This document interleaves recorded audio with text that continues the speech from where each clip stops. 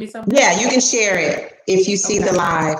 Hi, everybody. Welcome, welcome, welcome. I'm here with Coach Joanna Hayes. She is an Olympic gold medalist in the 100-meter hurdles, and she ran track for many, many years, had a lot of ups and downs, a lot of hurdles throughout her career. I saw a few times where you battled injuries and you came back from those injuries. I saw you even ran in the NCAA finals with a pulled hamstring. Just talking about the tenacity of an athlete. And today we're going to talk about her experiences as an athlete, but also her experiences as a coach.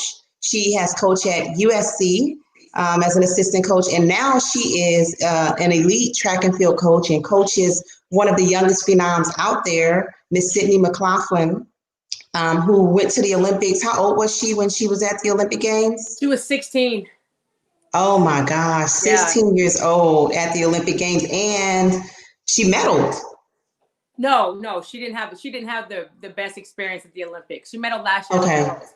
Yeah, at she the was in high Worlds. school and she was, it was for her. It was overwhelming. It was a lot. She was Yeah, so good. She made that team. And so yeah, but it was an experience that I think was good for her overall. Just to have right. that, to know what it's like when she goes back. Okay. Yeah, so we're going to talk a little bit about her experience as an elite coach, her experience going to UCLA and working with Bob Kersey, and just really cultural diversity in sports is a hot topic right now. I think that it's something that we need to talk about and look into, not just because of what's going on in society right now. It needed to be addressed before, but now it's really opening up and putting it under the spotlight that this is something that, as we're fixing everything, let's fix this, not just in regards to racial inequalities, but as a female coach. You said something when we talked before, and you said it's like we're a double minority. Not only are we, a minority ethnically, but we're also considered minority because of our gender. And there are different inequities that exist because of that. So, welcome to the show, Miss Coach Joanna Hayes, and Thank you. I'm really excited to dive in. We were talking right before we came on live about your biracial ethnicity, and I was talking to an athlete a couple of weeks ago when the George Floyd incident first started, and she was sharing how difficult it's been in her household because she lives with her Caucasian grandmother, and her grandmother's views do not align or even have any, I guess, empathy for what's going on. And she doesn't understand it at all. So she was just really, really stressed out because it was causing arguments in the household. And that's something that no one's really talking about right now. If someone is biracial, how do they find, I think that biracial kids overall have had to struggle throughout their lives to find where they fit in. And now, once again, it's a circumstance that they may feel that they don't completely fit in on one side or the other. And really, it shouldn't be a side thing. It's really a humanity thing, right? It's right or wrong. It shouldn't be because I'm black, I'm on this side, or I'm white, I'm on this Right. side, or I'm biracial, I'm torn between.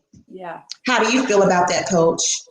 Yeah, for me, I was raised, I have a white mother and a black father, and my mom is like open-minded. Obviously, she's got black kids. It wasn't like I made a mistake and had these black kids and try to raise us white. Both sides of the families, my dad's black side and my mom's white side, they've always welcomed us into the family. It's never been, they didn't cut my mom off. There's stories of people whose parents cut them off for dating a black man, for having these black kids. And it's almost like you said, one side or the other, like, even though they're my blood, they're black. So they're not welcome here. And I think a lot of people have gone through that. And with the person you were talking to, with her grandmother feeling that way, it's a shame, because I would imagine that she's probably felt so much of that growing up, even before the George Floyd incident and all these incidents that we're seeing in the news and on social media, because those are her views. So I'm sure they rubbed off on her some, and I'm sure she's had some issues with growing up and feeling less than, right? And that's unfortunate, because our grandmothers are everything, right? And we want their love and they're just their support. And my mom, again, I have black children. It doesn't make a difference to her or anyone in our family. So we're all on the side of humanity. We're all on the side of Black Lives Matter and supporting the George Floyd and all the others who have been killed, and all the social and racial injustice that we've faced for many, many years.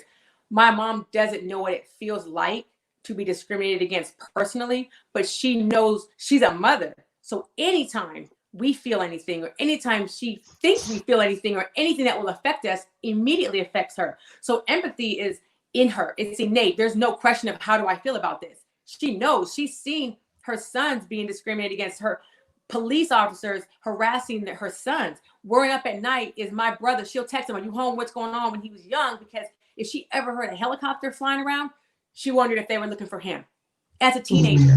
So this goes way back. This isn't like new for my mom or for any of us, right? So when it comes to that, we grew up as Black kids, and we feel Black, we identify as Black without denouncing our white side and our white family, because we know from where we come, right? But where we come from, there isn't racism. So we don't know that feeling. Like I don't know the feeling of not feeling wanted because of being Black in my own family. And so I feel, but I have the empathy for those that do, because I can imagine what it must feel like, because I felt it in other places, just not in my family. Right. And that's a good point that you bring up, because, we're looking at the racial inequalities or the social justice, but the way you just explained it, as your white mother having to have the same worries that a Black mother has for her children. To her, it doesn't matter that she's white, if her children, because as a mother, really, I care about my kids more than I care about myself.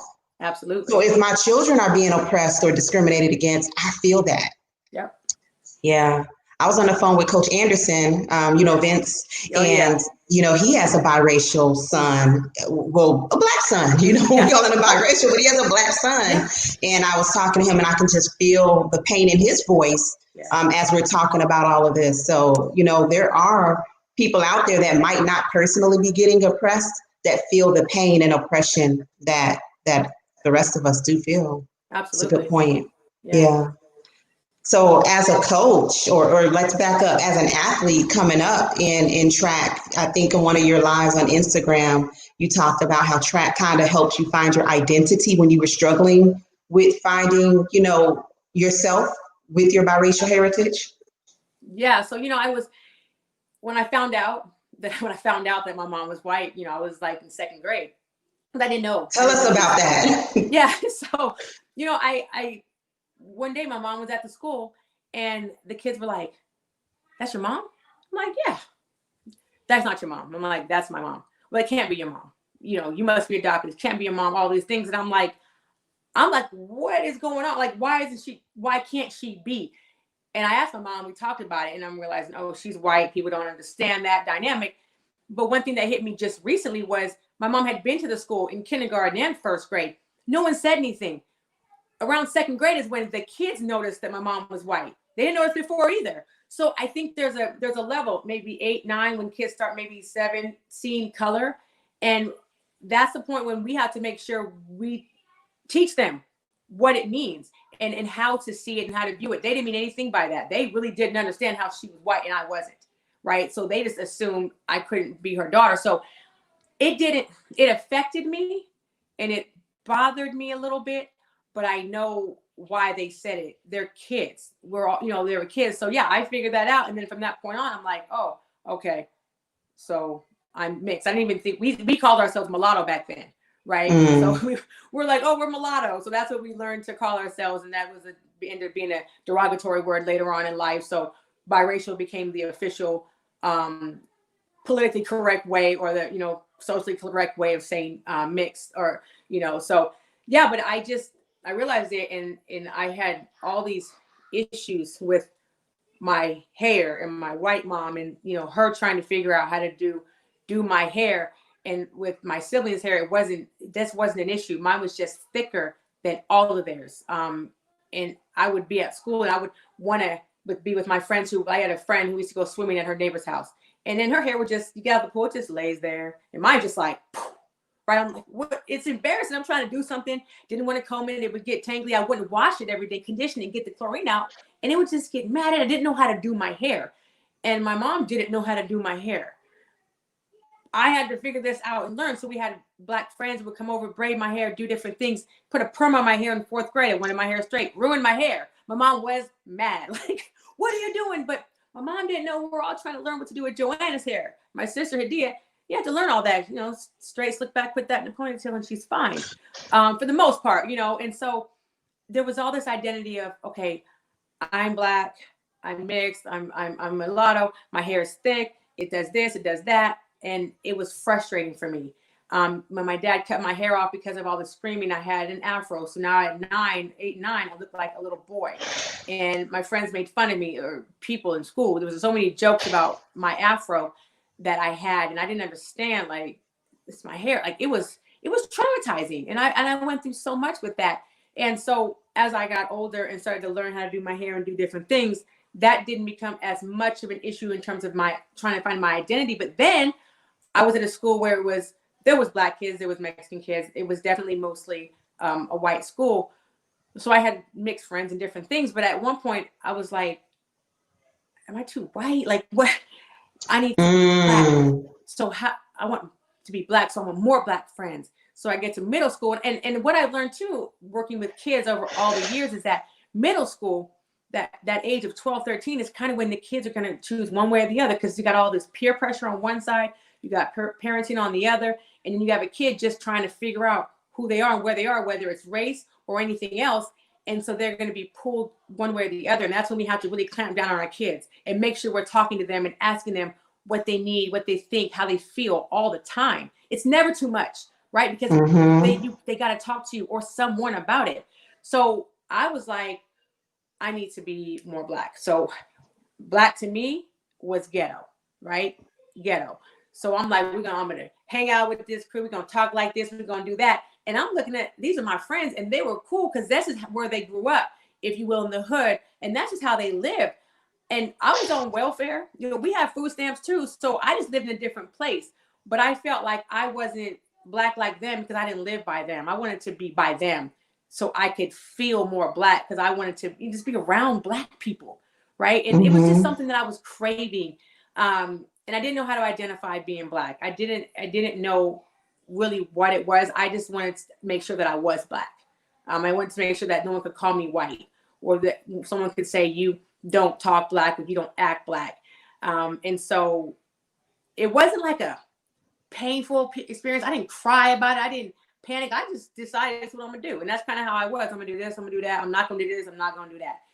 So it wasn't this thing I can look back and say, oh, I was an emotional wreck. I wasn't. I was just making choices based off of what I thought I wanted to be and what I wanted to do. And as time went on, I grew into being just who I am. But track and field, I would see, like, I was a jumper, and I saw all these Black kids, right? So I'm like 12, and I'm like, oh, these Black people, we can hang out, because they went in my elementary school. So as I went, so you had a craving to be around your people. I had a craving, right? I wanted to be around it. And from 6th to 7th grade, that summer is when I did my traveling, and I was on these teams, and it was the Black kids.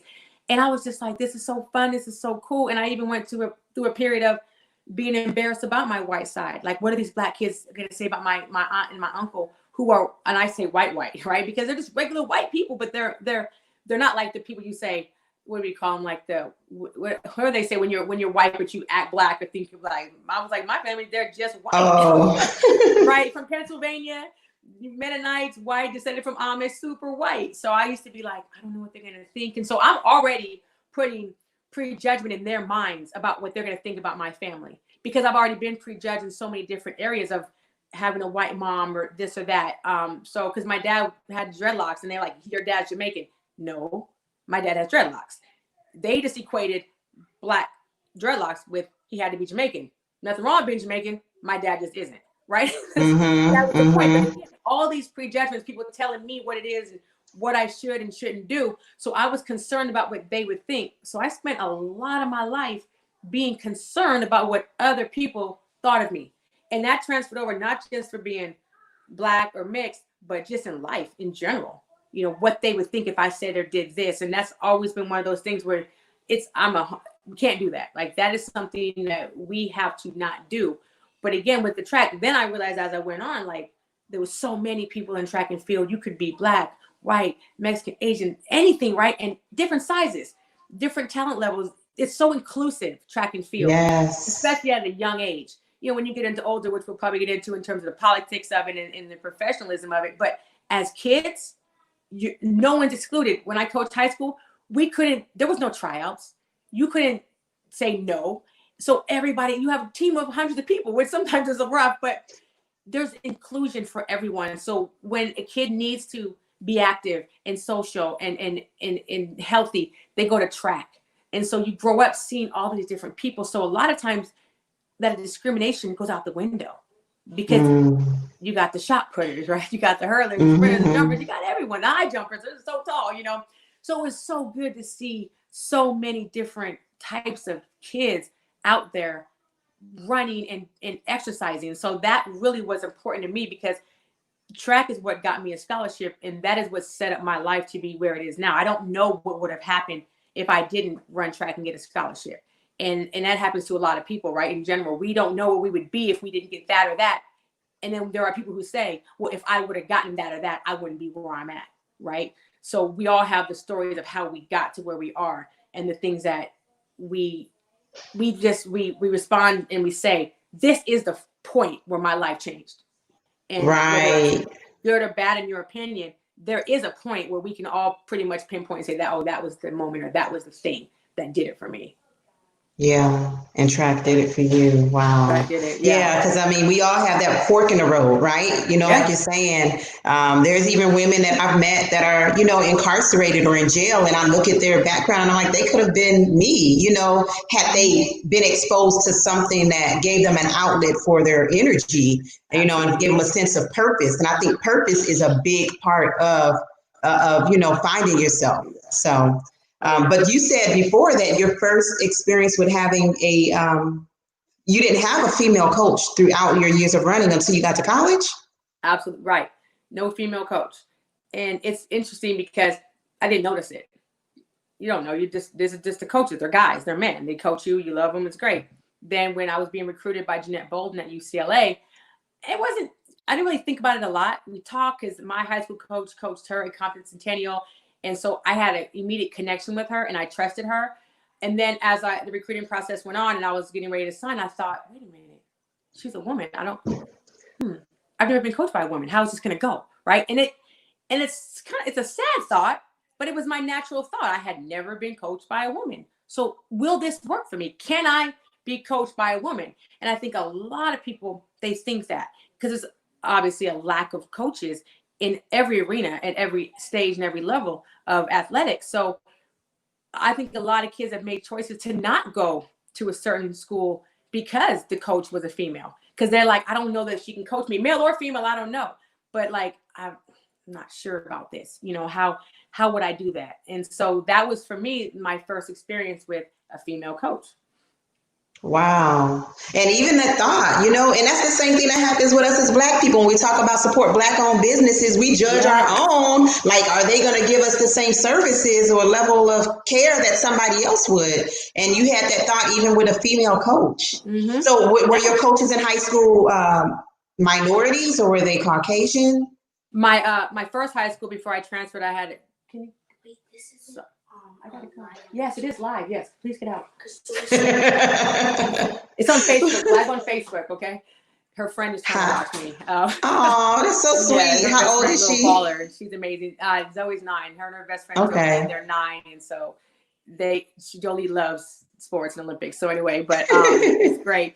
But is that the one that you posted the other day running the hurdles, trying to do the hurdles? Zoe's the one that runs hurdles. Yes, that's her best friend that plays. Okay. Yeah, Zoe. Yeah, we're playing with it. We're gonna see what happens. What happens. But yeah, my first coach was a white male, and then my youth coach, I had a white male, and then I had a Black male as well, like 2 different coaches growing up as youth. And then my first experience in high school was a white male, and then a Black male when I transferred to go with Coach Leathers at North. He was Black. So I actually racially I was balanced, right? Mm-hmm. Just didn't have a female. Did not have a female. And you make a good point. We're like, yeah, I want to go to this Black restaurant. I want to do this with Black people, but how are they going to act? I don't know, because you know how we are. You know what I mean? And there's so many stereotypes out there. Even people like, I know waiters will say Black people don't tip. They don't want to go and work the Black table because they're not going to tip well. So many things that it goes so deep. It goes so deep. There's so many layers to this, right? And it's from the outside, it's from the inside. A lot of the stuff that we think about the inside that we judge each other on because it comes from the outside, but we hold on to that. And we have a hard time supporting each other because of our judgment of each other. We don't want to look like, if I tell them to go there and then you guys act black, then that's going to look bad on me, stuff like that, right? Because I don't know what acting black is, but I was trying to learn that when I was young. But yeah. But that point that you make about acting black, you know, it doesn't even just apply to biracial, because I grew up in the inner city of Chicago, 94th and Bishop. And when my mom, you know, she went through a divorce or whatever, she ended up getting a new job. We moved out to the suburbs. And I remember when I would go back to my grandmother's house on the weekend to see my old friends, I made myself talk and act a certain way around them so they wouldn't judge me. But then when I went back to the suburbs, I kind of talked a different way because, you know, you're just trying to find how to fit in. You don't want them judging. You don't want them saying you talk white or you talk black. You want to be who you are. And what is talking white really? Like if I'm talking proper, like that's talking white. That's what it is. People think that talking white is proper. So I'm like, wait, what? Because I know some white people who don't talk proper. I know some blacks, some Mexicans, some Asians. I know a whole lot of people who don't talk proper. Matter of fact, everybody in America don't talk proper because the King's English is across the world in England. So none of us talk proper if we're talking about English. So we're all a little bit messed up over here. We talk American, I guess, right? Right. Because they talk about us over there like, you guys talk crazy because like you have an American accent. I never knew. Everyone else has an accent, right? But we have an American accent because to them, that's an accent. Well, I have a California accent, or I talk fast, or this or that. We all have something unique about how we speak, but to label it as white or black is wrong. It's just wrong. You might think sometimes you talk the way you talk because of where you were grown up, where you grew up, or where you were brought up, or how you were brought up. You might have a Spanish accent because you had a nanny, or an Asian accent because you had a teacher, or a white accent because you had a nanny that was this, or whatever. You know, you grew up with people. You know, I have a friend who's black, but she had spent a lot of time in Colombia. She speaks Spanish, and she speaks to her and her husband is white, so she got biracial kids. She speaks to them in English and Spanish. So who's to tell them they can't speak Spanish and they have an accent? What's the problem with that? Their mama speaks Spanish to them, and none of them have any Spanish in them. You know, so it really doesn't matter how you speak.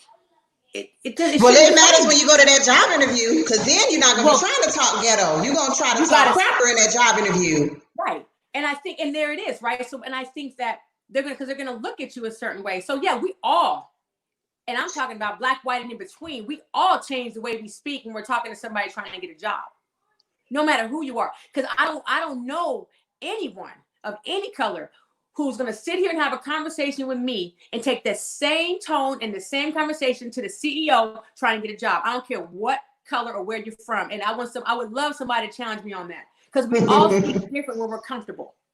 Right. And no one's ever really comfortable in a job interview. So you're very careful on the word choices and the accents you use and all the things you say, because they are judging you and they're going to either make or break you. They're going to give you a job or they're not. And you're going to think, if I would have said this differently, maybe one of they would hire me, or this or that. So again, how I'm speaking to you, no, I wouldn't speak this way to a CEO of a company trying to get a job. I would not. But I don't think I'm speaking to you black or ghetto. I'm speaking to you how Joanna Hayes talks. And so anybody else I'm going to talk to like Joanna Hayes.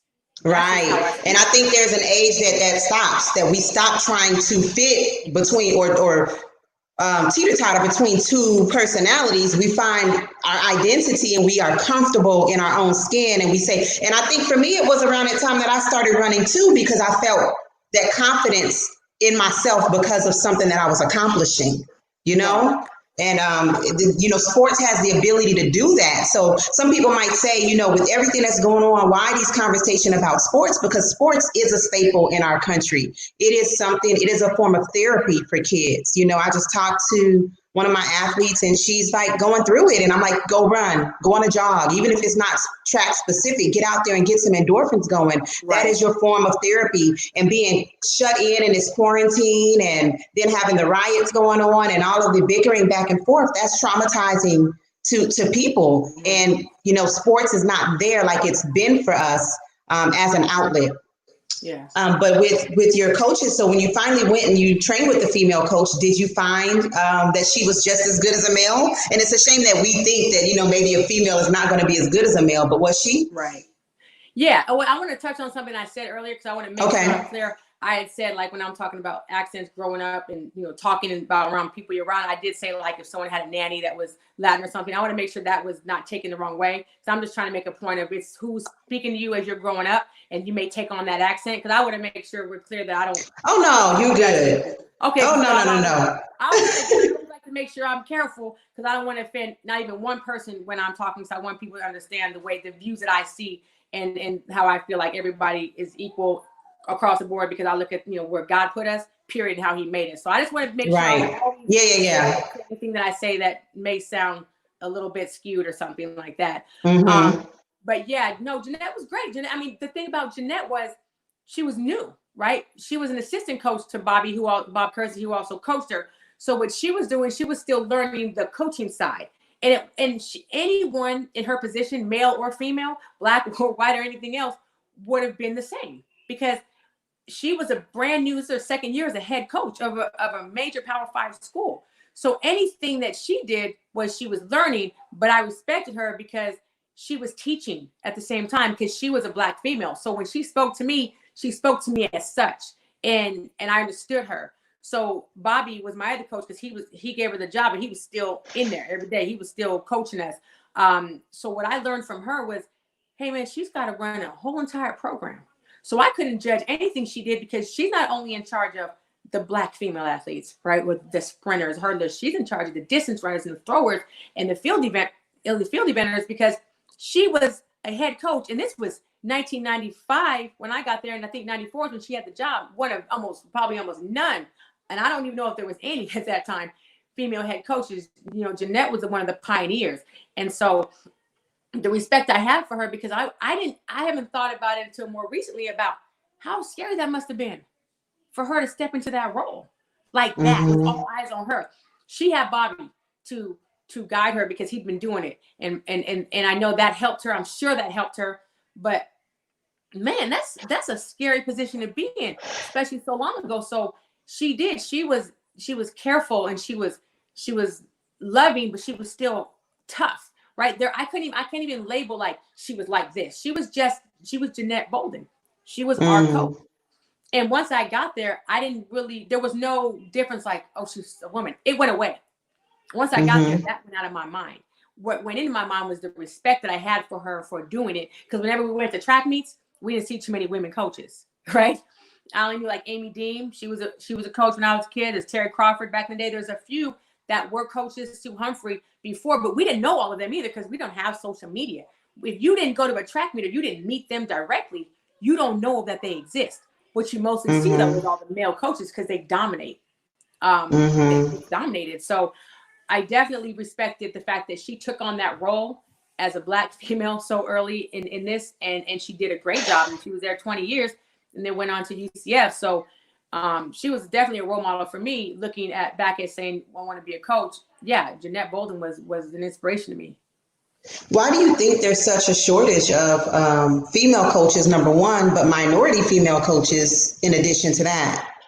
I think for female coaches, there's a shortage because, I mean, women are the caretakers, right? They're the mothers. They take care of the home. They have the babies.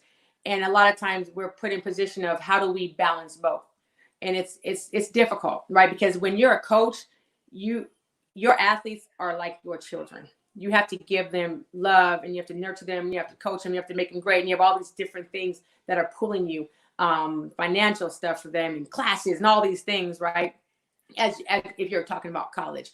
But then you have the flip side. You have these babies at home. You have a husband that says, I need you here. With coaching, you have to travel, right? You have to be like a man, right? You have to get up and go. And then he has to take care of the kids and do the woman's job, right? So now he's got to get them up and bathe them, cook for them and feed them and get them to school. So I think because of how the roles have been, how the gender roles have been for so many years, it just was a natural thing not to do a man's job for women.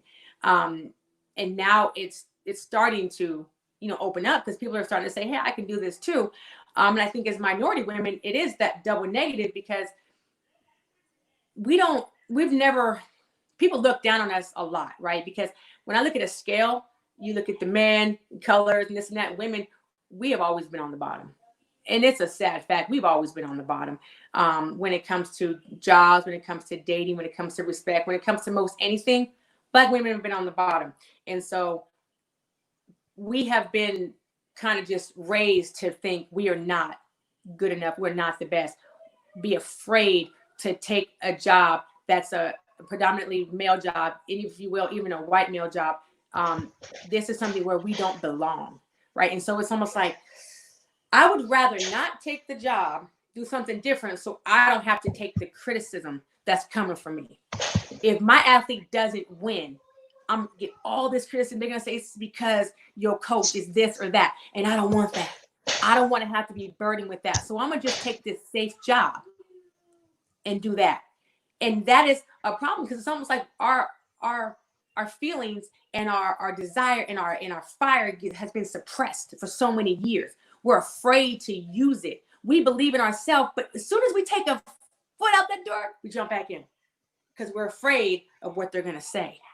And that pressure, is it too much? Is it gonna break us when they judge us? Are they gonna be right about us? Are they gonna be right? They said all this about me. Are they gonna be right? And I think that is something that a lot of us grew up with. So taking a job as a coach, that's a huge risk. So we already got our families, right? Where we're supposed to be right here in the house doing our thing. We're not supposed to leave from there. So you want me to challenge that role of a family, of a caregiver, and go into a role where they don't want me anyway and don't think I can do it? I'm not equipped for that. I'm not going to do it, right? That's what I think. That's kind of my opinion on things. And I just start getting those thoughts because as I grew into this coaching thing, I started thinking about it. And I have been at points where like, ooh, I don't know if I should, I don't know. This is scary. What are they going to say? What are they going to think? I've been somebody who's been blessed to have Black female specifically, but also female coaches as role models. I've seen my peers, take that leap. People have talked to me. They call me, women coaches call me. How are you doing? What do you need? If you need something, let me know, and that helps me. So we have to continue to help each other and pay it forward, because it doesn't stop with me. It doesn't stop with any of the female coaches, because it's important. And, my boss at USC, when I was working there, she's a Black female. She ran track, she ran under my coach. She actually went to UCLA. And I see this strength in her, but I also see that it's not just as easy as it may seem. She struggles too, because she's in a place where she doesn't belong. Still, in 2020, she's in a place where she doesn't belong. And that's a shame that we still are treated like we don't belong. Yeah. And if you say something, you're an ABW, an angry Black woman. If you say something, you're a B word. If you say something, you're confrontational. If you say anything, you want to fight. And that is what we've been labeled with all these years. Just because I speak up doesn't mean I want to fight you. I just want you to hear me and understand me and treat me like you're treating this guy over here, right? And so this is something I'm passionate about, because I've dealt with this like for 43 years. This is who I am. And I've had to deal with people looking at me in a certain way because of the color of my skin or the gender that I am. And for speaking up for yourself. And for speaking up for yourself and having an opinion. But if a man speaks up for himself or has an opinion, then it's not seen in that way. It's what it's supposed to be. It's good. Yeah, man. Yeah. But right, they're not seen as being the confrontational or bitchy or whatever else that you want to call it. They're not seen it that way. They're just also they say emotional too. You're being emotional. That's a word that they love to use on us.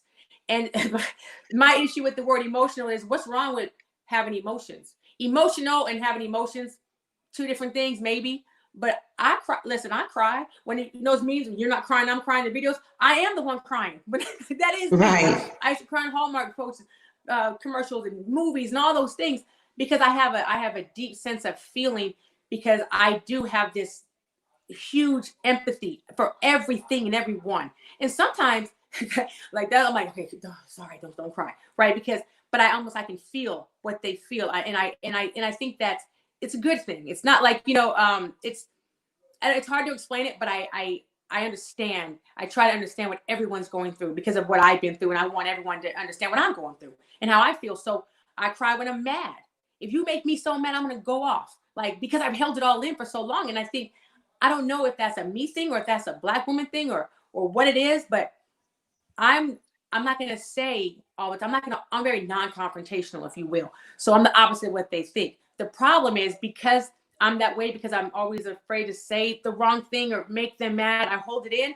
And then when it comes out, that's when they say, see, there it is. That's see, right? So it's like, what do I do? I'm holding it in to be careful. But if I hold it in too long, I'm going to blow up, and then I'm going to be what they say I am anyway. So how do I win in the situation? Right? How can I just have a conversation, give you my thoughts and opinions without you judging me? Because if we don't do that, I'm going to be true to the stereotype that you already put on me before I walked in the door. Wow. That's something that I think goes back to the importance of having female coaches and, even minority female coaches, because there's going to be athletes that you're working with that have those same feelings that you're describing that a man is not going to understand. And in a sense, they're going to deep root that in that young lady even more. Absolutely. And I think that is important. That's why we need more female coaches, female Black coaches that these kids can say, okay, you get it. Where they can come up to you and say, I need to talk to you because I want to have this conversation with the professor. What do I do? What do I say? And because I know where you're from or what you've been through, I can walk you through that and help you not lose your identity in the conversation, but be respectful for authority, not because it's a man, right? But be respectful for an authority figure who's grading you, who's also probably trying to help you do well, right? So you have to be careful. But yes, I can walk you through that. I can, before you jump in there, because you're upset and again, emotional. We have to talk it through so we don't do that. But again, not to lose yourself. And I think what coaches that are not, there's no way that you're going to have a team full of everyone that looks like you, right? You're not going to, every time you have a coach, they're not going to always look like you. So coaches of all genders and races need to do their homework and know who their athletes are. Yeah, it might take a little more time. But you know what? That's what you're there for. If you're not there to know your athletes, and you need to do something different, because they're all different people. If you look at them as numbers, you're doing it the wrong way. If you look at them as people and coach them, they're going to give you the numbers. They're going to perform for you. You got to know them, and they're going to feel that love. So if I have a kid from, a suburb, let's say a Black girl from a suburb, right? And a Black girl from the hood, if you will, I got to know the differences in how they're raised. But guess what? They're both Black girls. So I got to remember they both have a feeling of that, and they both been through some things. But if I'm telling one, like, listen, I understand how you feel. We're going to walk through this. We're going to talk through this. But if I don't know how they feel, I have to ask their parents. I have to ask their high school coaches. I have to find out who this young lady is and what has she been through that might affect her in college. So I know if it's coming, I know what to say, or I got to choose my words carefully. This is a trigger word for her because I know she's been through this or that. And she don't need to know I know, but I got to be careful, right? So anyone can do that, okay? Anyone. It don't matter if you're male or female or Black or white or Latino or Asian or Native American, none of that. It doesn't matter, because if you find out who you're dealing with, you can have empathy for the situation and understand how to treat this person as an equal. Doesn't matter their color or their economic background. And I get that on the other side. I've had athletes who grew up with a lot of money, and people say, well, you're rich, you don't know nothing about that. Or you act white because you grew up here, you're raised there. Well, guess what? Maybe if they're raised with a lot of white people and they're Black, maybe they feel some kind of way about you telling them something because they've been dealing with depression their whole life. Because maybe they felt some kind of way around the white people, but maybe they talk white and act that way because they had to fit in. So don't tell them how to act when they see you. And vice versa. A person that was raised with a lot of money don't tell a person, well, you lived in the hood, so you don't know really what I'm talking about. We wouldn't understand this type of thing, or this type of, this kind of purse or this kind of food. You don't know anything about that, right? We do it to each other. We judge each other because we were judged. And we've got to stop that. And as coaches, we have to be aware of it. We have to be aware of it, and we have to stop it. And we have to make everyone on our team feel equal. Because guess what? You're all on the same team at this point. So it don't matter. Right. And when you say equal and you talk about knowing their background and what they've been through, that's where that picture of equal versus equity comes in. You have the picture with the kids on the steps, and everybody's on the same level step, but then everybody can't see the field. But when you go ahead and give some people that extra step because, okay, this person has been abused, they suffered child abuse, or they grew up in CPS, or you give this person an extra step because they grew up in orphanage because both of their parents died in a car accident. So equity is really important for coaches to look at and not just say, okay, everybody gets this because that's equal, but that's not necessarily putting everybody on a level playing field. You might have a kid who is super, super talented, but doesn't eat at home. Like I know I talked to Jolanda Jones, who, she talked about the fact that she hated summertime when school was over because she would have to go back home where sometimes the lights would be cut off. Sometimes there was never any food at home. So college was an escape for her. Absolutely. And if the coach didn't know that, they wouldn't know how to necessarily help her reach her fullest potential. Absolutely. And that is such a good point, because you have to understand that. You have to try and understand that even if you don't know what it feels like. You just saying it, though, you should be able to understand that. You should be able to feel for that person. And I think we don't tell everybody else about that as coaches. We don't say, well, I'm doing this because, she had this going on and he had that going. You don't say nothing. Shut up and run. You over there. You do what you do. I'm doing this over here, right? And it doesn't, you don't even have to, they don't have to know you're giving this person that boost. You can just, and sometimes it's just saying a few words that changes their whole day or their whole outlook. Just knowing what to say to this person to make them feel good and feel worthy and feel welcome. Because you're right, college is an escape for some people. Some people, it's a rite of passage, not for a lot of us. There's a lot of people who look in their family like they're the only ones that went to college. So it's an escape sometimes, and it's an honor to be that person in your family. So we don't judge it. We don't talk about it, but you're saying like the equity is so important, but other people don't always understand that. And they say, oh, you're doing this and that. But again, if you look at the picture, if you realize they were born into something unfair, it's not level the playing field. And then at one point, maybe we won't have to.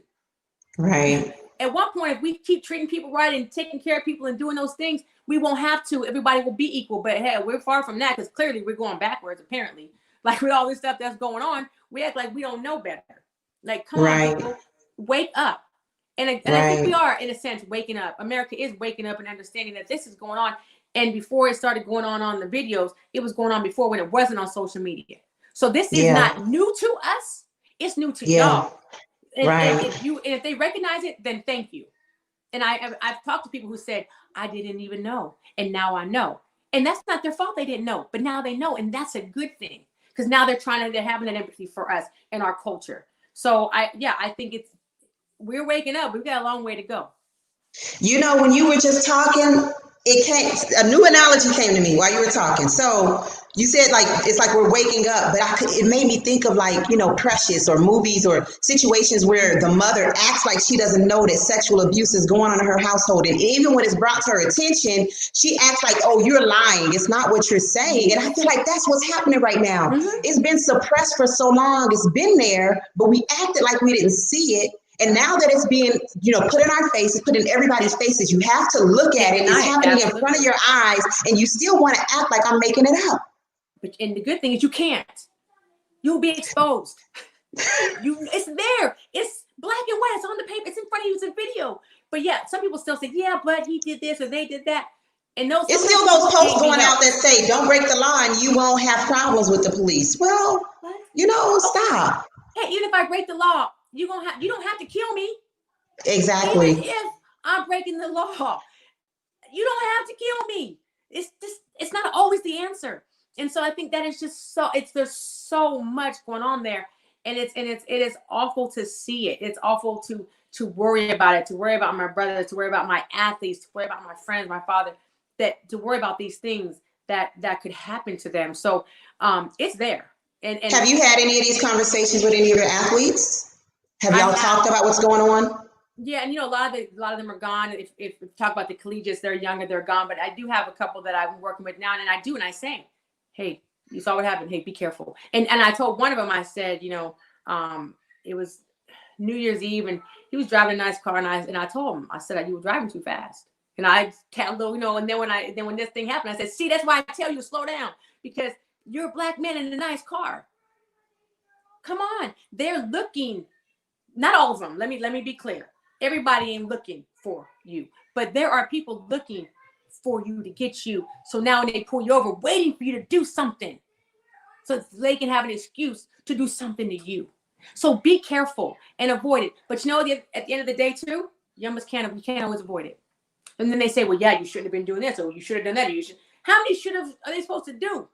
How many? And do those should haves exist on the other side? Would they say that, you know, on the flip side, if it was a Caucasian person, you know? Yeah. When do you have to give a list or run down a list of things to a white kid walking out the door that you have to do to a black kid? Don't wear this. Don't say that. Don't move too quick. Don't look at this. Don't touch that, because you might die. And like, it's so, I shared a video the other day of my son. It was a song he made, but at the beginning it was a clip of a conversation we had, and it was me. It was before all of this, and I was telling him why we could not have a BB gun in our house.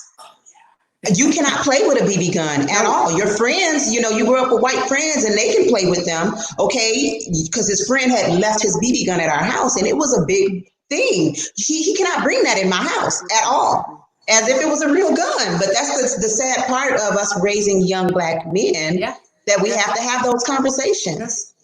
And I have daughters, so I'm going to have conversations with them as well. Maybe just a little bit different than the black male, because it is a little different, but we're at risk too.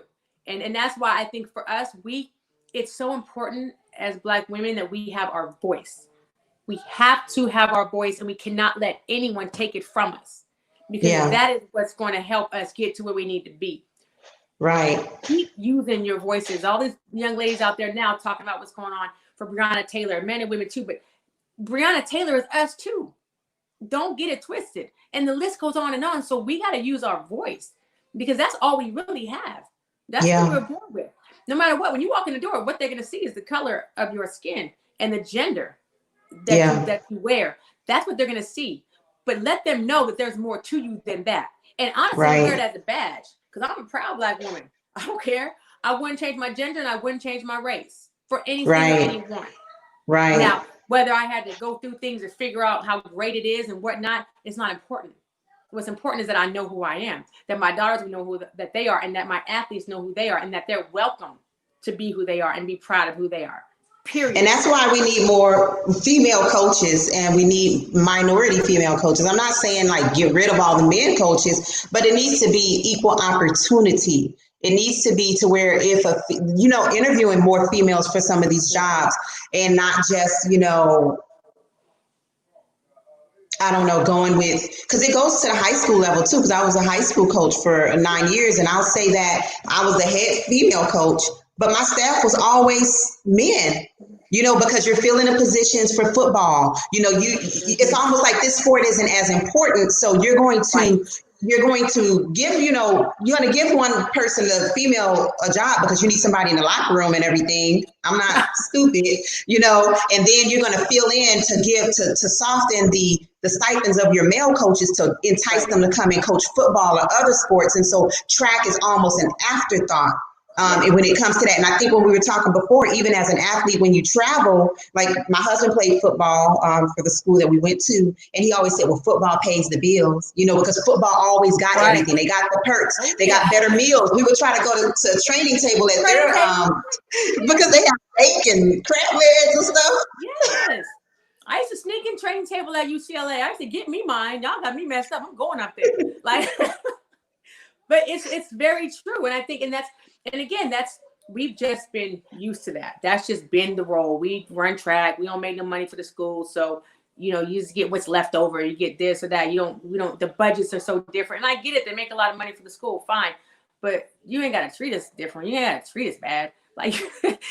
Just treat us the same. And again, yes, hire us.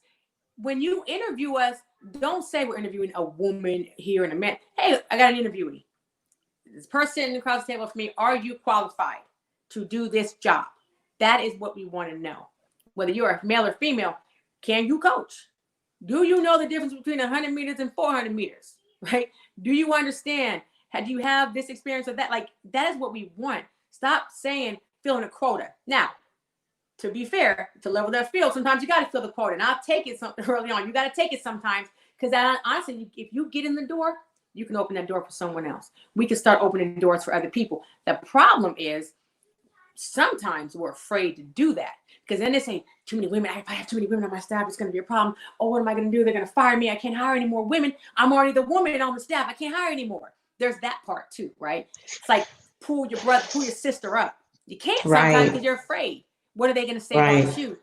But we can't be afraid of that. We got to use our voices. Hello, is Mr. AD. This person is qualified. Right. And the thing is, the men are going to do it for themselves. And if you look at how oversaturated the female side is with male coaches, that's not happening on the male side. It would be different if it was 40% female coaches in NCAA, but it's not. It's 40% on women's programs. If you look at men's programs, it's less than probably 5-6% that are actually, So the equity across the board, if we can't coach the men, then why are you coming over here coaching the females? And I know that I've had times that, like, it's things that a female is going to have an issue with the day of a meet or a game that men are not going to. Like, I remember one time I told one of the athletes needed tampons, and we had to stop at the store to get tampons. And he was like, tampons. And I'm like, don't make her feel uncomfortable. What would he have done if you weren't there? And how is that athlete going to feel? And I think there's a balance, though. I think that you need male and females on the staff with track and field. And you have enough positions to have both, and you could even have equal both. Because sometimes you'll have a female, we'll have a guy, and I'm like, let me go over there and talk to Coach Walter about. Let's talk about that because he might need to be able to tell you something different. If you acting up, I'm gonna have this man come over here and check you, whatever. But I think, and vice versa, with the whole period situation with women, talking about that, women are obviously much more comfortable with it, and we know exactly what it feels like, right, on that time of the month. But a man's going to have that empathy and that understanding because that female coach is not going to always be there. So you have to be able just to say, okay, well, what's going on? All right, cool. You know what, rest or whatever the deal is. But again, that goes along with learning. And I tell male coaches, she's probably in a period, you might want to do this. And if they're listening, they're learning from me. This girl has a period. Okay, when she has a bad one. So I got to know when she's out here looking like this because she has bad cramps. Cool. This girl period don't make a difference. I don't got to worry about her, right? Again, and that's a good point because I had an athlete who over time I realized that every time she had breakdowns at practice, she would have a horrible practice. It was when she was on her cycle. Exactly. So I knew not to expect, I'm still going to push her, but I'm not going to make a huge deal like she's just being a baby at practice because your hormones are out of whack and everything is, a little bit different at that time of the month. So those are things that a male coach really, even if you have empathy, you don't have the understanding to be able to address. Exactly. Yeah. So what about on the elite level when you started traveling as a professional athlete? Were there still inequities in regards to male and females, like with the pay?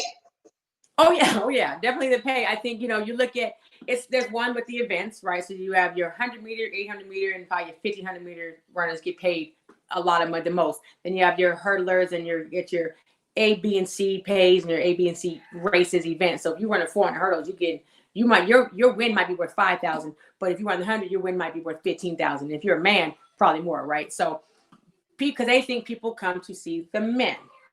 The men are what people come to see, apparently, right? So the men get paid more. And that's happened, and it's still happening with contracts and things like that. Men are just worth more, and I don't know if it's because it's just the history. Men are deemed superior to women. I don't know if it's that they think men are more reliable than women. That women are going to have families and babies and think about more than one thing. I don't know really why, but it's just been like that for so long. I do know it's starting to get better. It takes time, but again, that's because people got to use their voices. We have pioneers who talk to women who say this and who say that, and they fight for things and things happen. But when I was in the circuit, I was definitely getting paid less than my male counterparts. And I mean, that's just what it was. And what am I going to do? I wasn't this great athlete who can just say whatever, but I think that's just part of the deal. That comes down to your agents going to fight for you and say, hey, what's with this and what's with that? We got to do this. And the IAAF started to equal out the pays, and they made up, come with the new Diamond League and things like that, where the pays are the same. Now, I don't know if the bonuses, if the appearance fees is the same or not. So that's private business. Appearance fees is private business, but the pay scale now is the same across the board, right? As far as I know. But I don't know what the appearance fees say, but I would assume there are certain meet promoters who are going to pay more for this male than that female, because that's just what it's been in every sport. And didn't like Allison Felix, when she had the baby, wasn't that an issue? Like they said that was in her contract that she wasn't supposed to get pregnant or something? Or is No, that no, an issue with your contracts? it really wasn't in her contract at all. It was one of those things where she was afraid what would happen trying to re-sign and whatnot. So there was no pregnancy clause in her contract or anyone's contract really for that matter. So what she did was fight for that. She brought light to the fact that that's missing, right? So now women are like, oh, because I was scared to start a family. I was scared to have a baby because I didn't, in my contract, I was going to get reduced or cut or whatever. So now there is that clause that protects you. So if you want to have a baby, you don't have to panic and stress like, oh, what's going to happen to my career? If I had a baby, my shoe company won't support me, right? So that's what she did. She brought light to that situation.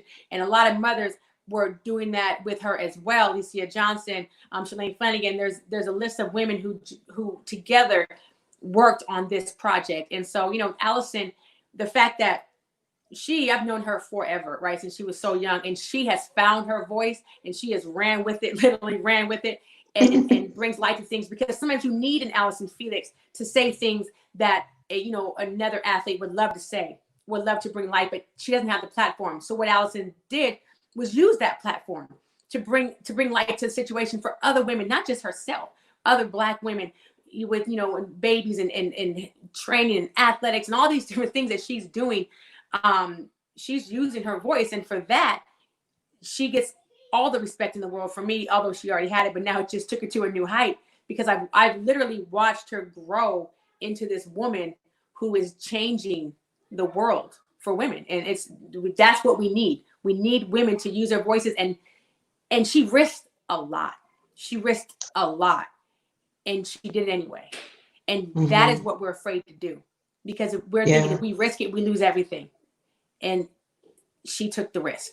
And so other women are taking those risks. And that's what's important, because we have to do that if we're going to help each other. Yeah. Now, I'm thinking now, and you let me know, you don't say any names, but have you ever had an athlete, a collegiate athlete, get pregnant and have to decide what to do? I personally haven't had one come to me and have that conversation. In college, I had a teammate that happened to, and she came to me, and I was like, oh no, what do I tell her? And I've always had the same mindset of not telling anyone what to do, because that to me, I can't take that. I mean, I cannot be responsible one way or the other for that. But she did come to me, and we talked it through, and she made her decision based on what she thought was best for her and what she would do. And because we didn't know what she lose a scholarship, those things you don't always know. But yeah, that has happened. And I think that's happened probably several times. And I think with women who don't say anything and just go and do that. And I think when you brought up Allison Felix, fighting for that, I know that Sonia Richards got a lot of backlash when she did her book, but she spoke up for a topic that needed to be discussed. That's something that, female athletes deal with. And that's another thing that, perhaps, having a coach, whether male or female, that you can have these discussions with. And like you said, you didn't give your teammate advice on what to do, but sometimes we just need somebody to hear us and somebody to listen to us as we process what we're going through, regardless of what it is. Absolutely. And that's what we're there for. You have to keep an open mind, and you have to have that ear, lend your thoughts. With anything my athletes, for the most part, go through, I tell them to make a pros and cons list of simple things even. Okay, well, write it all down, because sometimes you have to see it. You have to know, does this make sense? Okay, this doesn't. Oh, this, okay. You weigh that, and you weigh it out in any decisions you make. And I think I just keep that kind of same concept across the board, because again, like you said, I need to be the ear, and I need to be a sounding board for you, but I can't tell you what to do, because it's not fair. It's not fair to the person. It's not fair to you to have that on your shoulders. Because when they come back and say, you told me to do this, or you said and you're like, oh my gosh, I did, because we don't know what's going to happen in anything. So I think we have to be careful with that. But yes, to be that person they can trust, and say, if a boyfriend breaks up with them, or they're going through that, we understand those things. I had girls crying about a boyfriend, and I'm like, girl, forget him. He's this, we have those conversations, but also, hey, you're much more than this. And I've been where you are, and I thought I wouldn't heal, but I did, right? You have those conversations. And then you have to be careful on how much you divulge about your personal information. But you can tell them, I've had similar experiences here and there, because you still have to have those boundaries, right? To where they know your private information is here and there. But if you don't meet them somewhere in the middle, you're never going to get to them, and they're never going to trust you. You have to give them something for them to give you more of themselves. Right. And that's a good point you bring up, because with the statistic out there that 1 in 4 women have experienced some form of, sexual abuse in their life, that is another thing, to be able to have these conversations with women, be there for them, be that ear, and meet them somewhere with empathy where they feel comfortable talking about it. So when you go back to what you said about every staff should at least have women on staff, even if the woman is not the head coach, I think that is very important, because then that person, you're basically empowering someone to have that relationship. Last night we talked to Derek Jones of Texas Tech, and he talked about, like, with the Black male coaches on staff, making sure to have somebody you empower to bridge that gap with the Black men. So the same thing applies here, to where we need to have females on the staff, and that not just to have them on the staff, but to have them empowered to have those conversations. I mean, 100%, absolutely. They have to know that there's someone there to talk to that understands them, and then they can trust. I mean, it's simple. I mean, honestly, to me, it just seems simple, right? Just do it. Just have people on your staff that can cater to your student athletes, that can help your student athletes across the board. You have Black kids going to run for your team. You need Black coaches. You have females that are going to run for your team. You need female coaches. Period. They need to look up and see someone that looks like them, that they can trust, they can talk to. And that's the bottom line. Now, if you don't have that, then you better damn well learn how to have empathy and understanding, and make sure that door is open for them, and make sure they know it's open. Don't say, well, you should have told me. They didn't know. They didn't know they could trust you. You didn't ever tell them. You didn't ever tell them that you are here for them, and you will understand them to the best of your ability. No, you didn't live their life, and no, you can't personally relate to what they're saying, but dang it, you can trust me to do my best to understand you. And if I can't understand you and help you, I will find somebody who can. But come to me and I will help you, period. Whether it's track related or not, come to me. But the easiest thing would be just to hire those people. Hire those people, because when I'm looking at the statistics, 42% of NCAA head coaches are women, 49% of assistants are women. But if you go to minority women, only 14% of the head coaches are minority women, Black and any other minority combined. Right. So those stats we need to do something about. And when I was looking up, like, Title IX, they said before Title IX happened, which is like the 48-year anniversary just happened, but before Title IX, 90% of coaches for women's teams were women. Yeah. And so it shows that also when the pay increased, because that's what Title IX did, right? The pay was so low before Title IX that only women probably would work for that rate. Yep. And so now that it became equal, now it's like, well, men are like, the same thing I said with the high school coaches, is fattening their stipends for other things. It's like, okay, well, we're going to give it to this man. And then in society, we have this like kind of misconstrued notion that men are better leaders, right? Because it goes back to women being emotional and not being able to make great decisions because they're women. Someone said in the comments that tears are powerful, but as a woman, I know that there are times that I have to hold back tears, because I know that if I cry in certain situations, people are going to use that against me. Absolutely. I mean, and you're right. I mean, to your point, like, those numbers are crazy. Men wouldn't take those jobs to coach women. And I think I go back to actually Bev Kearney, who was also a Black female coach when I was at UCLA at Texas. And I read, and I know her personally, and I read her book, and her book says a whole lot. Her book is like off the charts with this information. And it tells you all what you need to know about being a Black female coach during then and even coming into now. And I think that we need that too. We need our female coaches and our Black female coaches to tell their stories and to help us learn from their stories and say, okay, this is what you need to do. Don't do this, do that. Be careful here, say that, and yeah, men didn't want to coach women if they weren't getting paid a bunch of money for it. And who wants to coach women? Like, whatever, And I think, in that stat you said 19% of women head coaches are 14% are minority women, only 14%.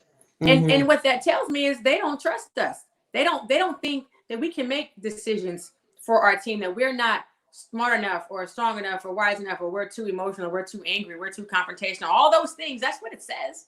That number says it, especially with the higher number of being, assistant coaches. We have them in there, but you ain't gonna hire them to be the head coach. You can work here, but you can't be in charge. And that is a problem. And that's a problem. And don't say that we're not applying for the jobs, because if you're in it, we're starting to apply. And there's a few that I know, and the ones that I know, I'm glad they're in those positions, and I'm glad they're showing up. But again, that percentage is embarrassing. Yeah. It's terrible. It's terrible. Horrible. Yeah. Wow. What are like a few other things that you think are like ways that you relate to your athletes that is a benefit? Like if you were talking to a athletic director, that's a whole nother situation, because the athletic directors, so it goes back, it trickles up, right? It goes upstream. So if we can't get in the door as assistants if we don't have enough head coaches, because those head coaches need to empower or have the thought process that they feel that they can hire assistants and bring, like you said, bring up another female. And then for the head coaches to get in position, we really need more athletic directors who are wanting to hire more females and pull them in. Yeah. Sorry. I think I need you to repeat that again, because it took me to a place that I went, and I want you to repeat what you said, because I don't want to say it wrong. Yeah, just like the fact that we need the athletic directors to make sure we need more minority and female athletic directors to make sure that we're pulling them up. Right. And I think when I said earlier, when we get into those positions, we're afraid to bring each other up, because they don't want us up there, right? They don't want us. So a head coach can hire whoever they want, but the AD is going to hire who they want, and generally they don't want the Black female. A good thing we find, a good stat would be to see how many Black females are athletic directors. Right. The top, or even any, like some you'll get that are SWAs, you'll get a few SWAs, which is good. Again, that's a stepping stone toward the top. But how do we get to the top? And again, how do we pull each other up? And how do we trust each other? And I think part of it, we might say, now don't come in here and mess this up for me. Because you know how we are. Back to that, right? I just think we need to believe in ourselves and believe in each other, and reach out to each other and say, hey, listen, there's this job opening. I want you to try to apply for it. But before you do, I want to talk to you, because I want to help you say the right things to get in that job. Because we got to get in that position. You almost got to play a game sometimes to get in there. Because then once you're in there, now you hired me. So now I'm going to start doing what I do. Because honestly, I don't know how many head coaches or athletic directors, how much, I know they care about the athletes for the most part, but how much do they think that just being able to relate to them on a level of being a minority or being a family, how much do they think that do they really think that matters, right? Can you coach them? They don't see that little part where say, well, listen, if you hire this person, they're actually going to respond and this is going to happen. But then again, if we're talking about a women's team, we're back to the beginning. How much does it matter if the women's team has women coaches? Right. How much does it matter? How much money is the women's track team bringing in to the university? So whether we hire women coaches or not, it really doesn't matter to us, because what's the men's team doing? Right? What's the football team doing? What's the basketball team doing? So there's so much work that needs to be done. And I hope that the athletic directors in place and the head coaches in place and all the athletic directors in place across the board, whether it's the top or each level, that they understand the importance of bringing up women and minority women into the ranks. Because honestly, women are the strongest and most powerful allies you're going to get. You're not the way that women go to bat for people, Black women, again, we go in when we have to. We're going to protect you. We're going to protect our athletes with everything in us. You are not going to do anything to our athletes. We're out of that part. We might be sometimes afraid to use our voice. We might be afraid to step up and go in here and think what someone's going to think about what someone's going to say about us. But if you mess with one of our kids, one of our athletes, game over, right? And so put us in those positions to protect our athletes. Put us in the positions that are going to make the athletes feel safe and secure and say, my coach ain't gonna have that. I wish you would. My coach will come for you. And you can have Right. I'm nice and I'm sweet and I laugh and we have fun, but say something to one of my athletes. Do something to one of mine, and we're gonna have a different conversation because I'm in position to protect them. I protect them with my life. When I sign the paper to work here, I sign that paper and I'm taking care of them, and I'm gonna continue taking care of them because I told their mamas and their daddies that I would. And so I think that is mother instinct and that is women instinct, whether you have kids or not. And I know women coaches who don't have kids, but they have that instinct because we're born with that, and and we're tough, we're strong, and we're powerful. And I mean, not to say that men are great. I mean, I don't have a problem with them, right? But I just think we need more women to help them in the coaching ranks, because there are definitely things that we know and that we can do that they cannot and that they wouldn't even think about doing. Right. And that goes to what you said at the very beginning, the importance of us caring about them off the field, off the track, caring about them as human beings, caring about what are they going to do after their career. And I think that that's a missing link, whether we're talking about race or gender. That's just something that happens with athletes. You know, it's almost like they're a commodity, like they get used up. Mm-hmm. We're going to use them and we're going to get what we can out of this athlete. And when they're no more use to me, I'm moving on to the next athlete. Yeah. And again, that's they're the a nature. number. You come in, we want you to win. It doesn't really matter who you are or what you think or how you feel. And then you lose those people, and it's wrong. And they feel that if they feel that they are being used up, then they're upset. I mean, it's painful. Yes, you came to do a job. I'm paying you for a service. You're returning your service, scoring points, whatever the deal, however you want to say it. But this is not, like you said, it's not a commodity with these athletes. And I've had to help them get through. And a lot of coaches, we probably all have on some level. But we want to make it the best experience that we can for them, because that's why we're here. At the end of the day, we're here to, we want them to be great. We want to make them fast. We want them to be good humans. So whether they go pro after college or not, they had an experience, that say, that changed their lives, or that they learned a lot, and they had someone in their corner that understood them and cared about them as an individual, knows their favorite food, knows their favorite color, like their favorite hobbies, things like that. Those are things that are just so little and so insignificant, yet super important. Wow. Wow. So we got a comment here. It says equity is so important. Some schools, athletic departments have committees to discuss this. You ladies are killing it. Thank you. Okay. Yeah. And there are some that do it. And honestly, it's so funny. Anytime I go to anytime a coach or different panels like USATF or whatever schools I was at, I'm always on the diversity and leadership committees and the diversity committee and that and this and that. And those committees are important. And I think you have to put the right people on those committees though too, right? We actually, my kids' school, we just started a committee for that because we feel like we need more representation, and we need more with what's going on in the world with Black Lives Matters. And we got another meeting tonight, and we're in it to help our kids. And so it is important that these schools have those committees and that they value those committees, and that those committees are put up there at the top with all the other committees. Don't be like, well, we got to do it because they want it. We got to make sure we put it in there. No, it has to be a value committee. And then they have those for the student athletes that they're on them as well. And I think that is very important to share those experiences with people, and for other people to talk about it and talk about how to change the culture of their particular school. Wow. Joanna, this has been just so enlightening. So just overall, from the part of you just sharing your personal experiences growing up to your experience as an athlete, your experiences as a coach. It's been an amazing conversation. I see that we are pretty much out of time. If there's any last thing you want to say, and anybody that wants to send in a last comment or question, do that at this time. But is there anything you want to say as we leave everyone? I appreciate you having me. I think more of these conversations are needed. I think that we need to continue this. Just like with everything we're doing, don't get comfortable and stop. Don't, keep fighting, because nothing's done overnight. And there's power in numbers, right? So the more conversations we have, the more we share, the more we open up with our personal experiences. Sometimes you have to do that.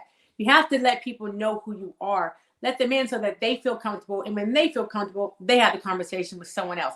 We got to spread the word that way. And we got to understand that opening up yourself and believing in who you are and letting out some of those emotions and some of those tears and the pain or the experiences that you've had can be healing for someone else, right? So we are trying to increase a number. We are trying to make a community better. We are trying to heal the Black community. We are trying to create empathy around the world for us and for everyone. So the more conversations we have, the more real we are. Anybody can put on a suit and a tie and sit at a table and say, we need to give Black people this, we need to give women this, and just change the percentage over here, and let's make this adjustment there. Anybody can do that. But who's willing to sit up there and say, this is why, and I feel this way because, and I want you to do this because of that, and I had this experience, and this person I know, and that person I know. Because in order to make the change, people have to feel it. Black and white is good. It's a good number. Okay, we got our base, but where's the gray area? What lies behind those numbers and those statistics? Why are those the statistics and those are the numbers? And I think that's what we need to do. We cannot stop until everything is fair and equal, until all the playing fields are leveled for coaches, for African Americans, for high school athletes, for athletes across the board. Until it is level for all of us, we cannot stop. And I don't plan on stopping, and I hope that no one out there plans on stopping. And then if anybody has something to say, speak up and let's talk about it. Right. Let's talk about it. Let's come up with solutions. Let's not just keep saying what's wrong, but let's come up with ways that we can empower people and support one another and come together in unity to come about and create some change in what's happening. Exactly. So, actions, right? Action. We have to create actions. You know, because like as athletes, we know, you work out and you do these things and you have your 21-day, adaptation cycle, then change is going to come about. So what is going to be our adaptation cycle for this? Absolutely. Absolutely. And I think that's it. And you create something and you put a time on it, right? We're going to do this for this time. And at this point, we need to be here. And at this point, we need to be there. Okay. If we're not there, why aren't we there? What did we miss? What do we need to add? And that is just it. You've got to find people and you have to create these things and get these ideas out and get people to catch on. So we have a long way to go. But yes, having the conversations, creating the actions, creating the plans is really what we can do. And just honestly, just loving each other and feeling for each other and letting people know that, hey, we understand. Like we're all human. At the end of the day, we are all human beings and we understand. And let's just support each other. And when you say speaking up, I think that too, like all of us have a voice when it comes to collegiate athletics. And if we start asking the questions, where are the female coaches? Perhaps it would put the pressure, like we're saying it about black, white right now. But if you ask the questions and you say, okay, where are the female coaches? I want my child coached by a female. It's going to put pressure on them to start giving those opportunities to females. So absolutely right. That's what makes people work. Light the fire. Yeah. Light the fire. Thank you so much, Coach Hayes, and we will be watching, and good luck to you and all of your athletes. And hopefully, I think there's some Diamond League competitions coming up this summer. We'll be watching. All right. And you guys can follow Joanna on Instagram, Joanna D. Hayes. And thank you so much, Coach. Yeah, thank you. Good night. Right, bye, guys. Night. Don't forget to subscribe to our channel on YouTube. And if you have any additional comments or questions, go ahead and submit those and we will be answering them. So go ahead, like, share, and subscribe, and hit the bell for notifications.